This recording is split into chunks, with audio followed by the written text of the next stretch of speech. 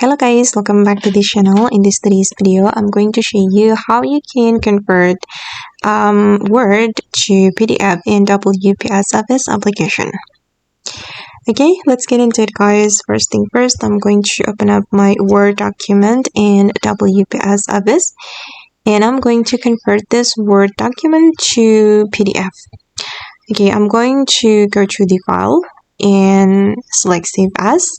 And I'm going to choose other formats and I'm going to choose the PDF format. Okay, this one, and then just click on save. But wait, let me change the title or the file name and save. Okay, and done guys. And as you can see that it has been converted to PDF.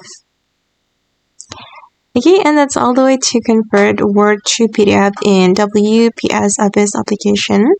I hope this video will be useful for you. Thank you so much for watching and bye!